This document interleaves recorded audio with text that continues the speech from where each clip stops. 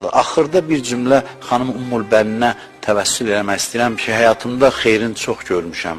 O qapını xanıma nəzir deyəndə tez qəbul olur. Mən tövsiyəm budur ki, kim nə hacəti olsa ona təvəssül eləsə tez qəbul olunur. Hələ ilk dəfə gəlin gələndə deyir, tarixdən oxuyuram sizin üçün, deyir, gəldi, dedi ki, bu evin böyük qız icazə verməsə mən bu evə daxil olmaram. Zeynəbdən icazə aldı Əlinin evinə gəlin gələndə. Ondan sonra deyir, düşdü yerin kəndarını öpdü qapının.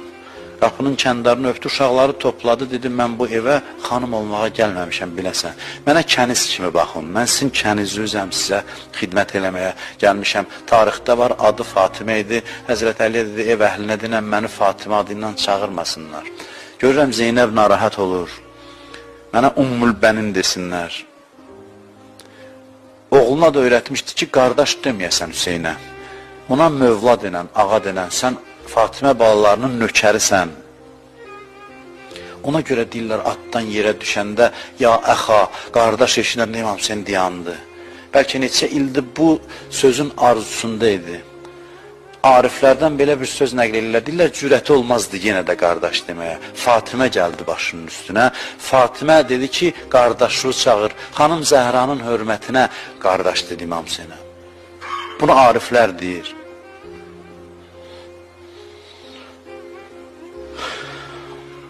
Əvvəlfəz Mədinədən çıxanda xanım Ümmül Bənidə oğlumca bir sözüm var. Çəkdi onu kənara, dedi ki, Hüseyin şəhid olasan, sağ qalasan, südümü halal eləmərəm.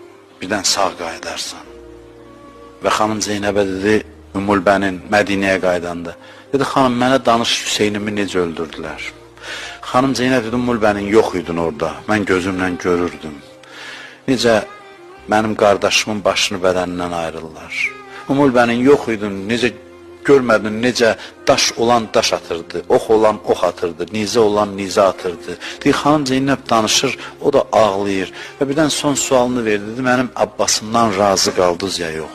Deyir, görüm, əvvəlfəz vəfalı sahabə ola bildi Hüseynəyə yox. Dedi, razı qaldım, razı qaldıq. Qardaşlığın haqqını yaxşı icra elədi.